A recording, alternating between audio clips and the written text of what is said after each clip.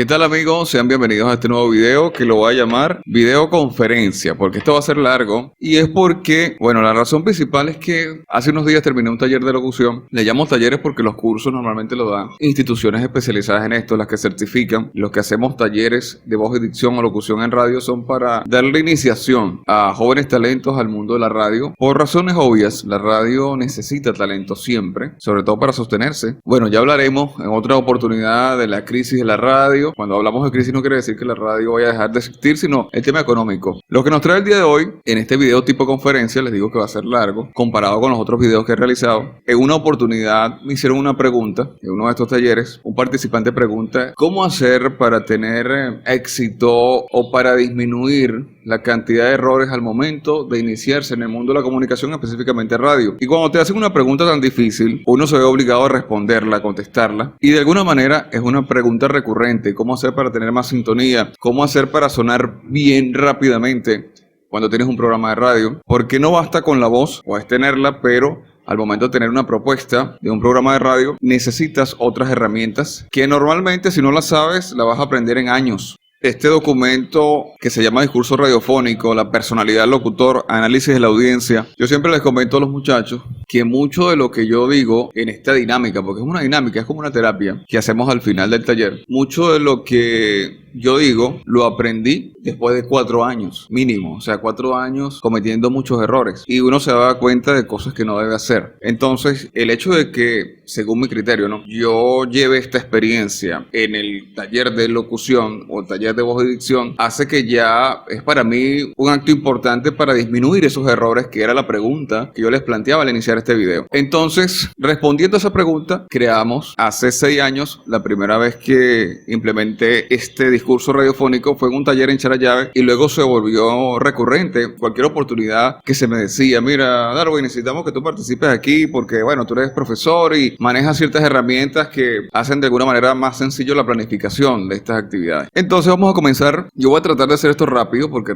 realmente son como unas sentencias fuertes. Esto se arma un debate con los participantes y todo esto. Es súper interesante, pero lo vamos a hacer con ustedes y si a alguno de ustedes le gusta lo que está viendo hasta los momentos, deje su comentario y si tiene alguna reflexión también sobre alguna de estas sentencias que voy a mencionar, puede dejar su comentario. Lo primero que debe saber una persona que trabaja en un medio de comunicación masivo en señal abierta es que la gente que escucha, la gente que está allí, no necesariamente la gente que tú crees o que tú quieres que te escuche. Son los que están disponibles para escucharte porque su labor, su trabajo se los permite. Es decir, ellos trabajan, laboran y escuchan. Es la única forma de mantenerse entretenidos o sentirse acompañados. Esa persona es el oyente más fuerte de un medio de comunicación radial. Es decir, esa persona que está laborando y está escuchando radio. Todo trabajo que te permita hacer eso, de alguna manera es oyente masivo, importantísimo para la radio. Por lo tanto, ya tienes que identificar cuántas personas trabajan. La maquinaria, que yo le llamo aquí la maquinaria, que trabaja todos los días, sale en infinidades de comercios, infinidades de actividades, desde oficinas, transportistas, cualquier cantidad de trabajo diario que amerite un radio allí acompañando a esa persona. La segunda sentencia es que el principal aliado es la música. En radio el principal aliado es la música. Lo más importante es la música. Es la primera razón para que un oyente escuche la radio. Todo el mundo enciende para escuchar música. La segunda razón es la información. Estar informado. O sea, recibir una información X. Y la tercera es entretenimiento, ¿sabes? Recreación. Y entra la diversificación. ¿Qué es diversificación? Medios diversificados. Que ahorita no existen muchos, que deberían de existir, que son radios especializadas. Siempre doy este ejemplo de la radio deportiva, que debería existir ya. Al menos en la región todavía no existe. Pero debería existir porque hay cantidad de personas que les importa mucho el deporte. Y así sucesivamente en radios pop, por decir algo, solo pop, de géneros musicales específicos, como ya hay medios tradicionales. Cualquier género que agrupe gran cantidad de personas, debería existir ya una radio de ese género, pase lo que pase. Si eres un comunicador o locutor, tienes que saber que no hay verdad absoluta. Es decir, no puedes creer que lo que tú estés diciendo, tú solamente tienes la razón. Tienes que darle oportunidad a que un oyente, un receptor participe. A eso me refiero, a tu criterio, a tu opinión, que pueda herir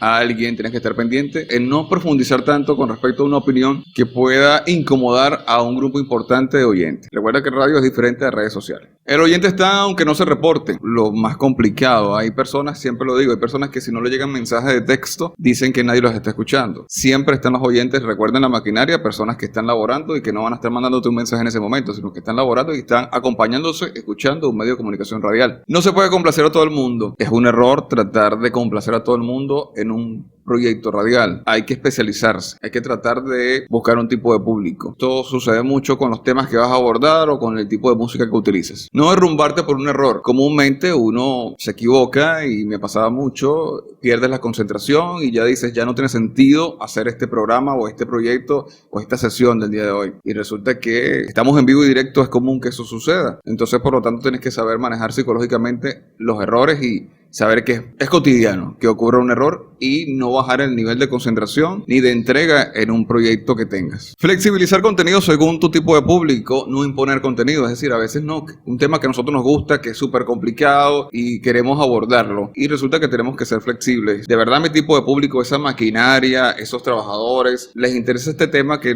está tan complicado. Entonces hay que adaptar ciertos temas al tipo de público. Esto a veces causa conflicto porque a veces queremos innovar, no buscar temas tan complicados, temas que no sean adaptados a ese tipo de público. Este me gusta mucho porque ocurre constantemente. No hacer radio o no comunicar solamente para tu familia o tu entorno cercano. Tienes que volver al principio. La maquinaria, es decir, la cantidad de personas que están laborando que no te conocen, que no saben quién eres, que tienen distintas edades y que obviamente no puedes repetir constantemente los saludos o los chistes internos, saludos personales. Ya más adelante hablaré de otra cosa que va a ser más específica sobre esto. El tema de excederse con tu entorno cercano al momento de comunicar. Estamos hablando de medios en señal abierta, medios masivos, que siempre van a existir, porque ¿quién va a asumir esta maquinaria que está laborando y que no va a tener todo el tiempo de andar con un teléfono en la mano? Los medios tradicionales. Usar anécdotas, crear complicidad, dejar el tecnicismo, tratar de involucrar la realidad, la cotidianidad de la gente en lo que vayas a explicar, en lo que vayas a abordar en tu proceso de producción. Que el oyente no me manipule, esto ocurre mucho. Hay oyentes que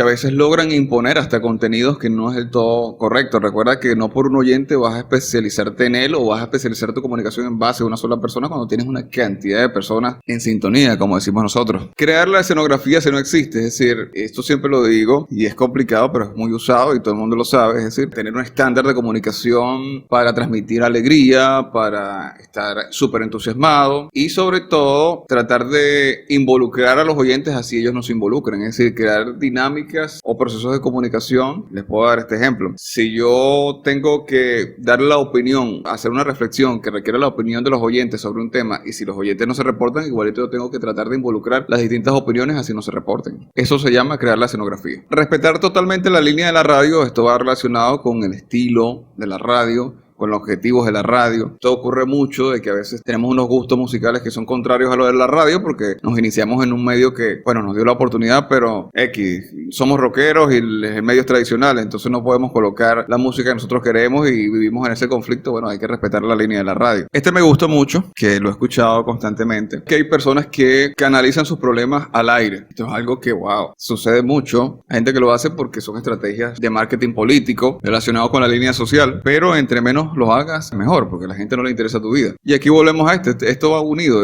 y evitar hablar de mi vida al aire, o sea, volvemos a lo mismo. Por eso cuando yo decía lo de los famosos del pueblo, es por eso, o sea, los que están escuchando por música, por información, por entretenimiento, no por ti. Realmente es así. En esta parte es cuando le decía no hablar de mi familia, no hablar de mi vida al aire. Y que no se me suba el personaje a la cabeza. Bueno, esa es la que más le gusta a la gente cuando termina uno esta dinámica, porque a veces nos emocionamos tanto con creer que, bueno, que estar en un medio de comunicación nos hace como supuestamente grandes. Y ese es un error garrafal. Somos iguales que todo el mundo. Estamos cumpliendo una función yo siempre llamo a acompañar a la gente. O sea, más que eso es lo que hacemos realmente, acompañar esa maquinaria que definimos al principio. Entonces, ese personaje que a veces se sale de control crea mucho ruido en ese proceso de comunicación y es donde la gente se desconecta y busca a otro locutor, porque nadie le interesa personas que el ego se les desborda de tal manera, porque hay que reconocer que a veces los medios de comunicación imponen una forma de la gente a veces te envía un mensaje y como que te enciende esa llama de locura y tú muerdes el anzuelo y pierdes el control. Bueno amigos, esto fue Discurso Radiofónico. Yo le llamo análisis de la audiencia, también le llamo la personalidad del locutor. Lo quise hacer porque no quería que esta dinámica, la cual le imprimí mucho durante durante estos años, desde el 2018 hacia acá, que la vengo realizando en los talleres de voz y dicción que soy invitado, no quería que se perdiera. Lo digo porque este papel ya se me está deteriorando y dije, Dios mío, tengo que, si se me llega a perder esto, que por lo menos quede algo allí de recordar de tantos debates, pero muchísimos debates, de esa famosa pregunta de cómo hacer para disminuir los errores y para en corto tiempo escucharte, bueno, lo más cercano a un locutor profesional, lo más cercano a un comunicador con experiencia. Si te gustó el video, recuerda darle like, deja tu comentario y hazme saber si quieres más videos como este.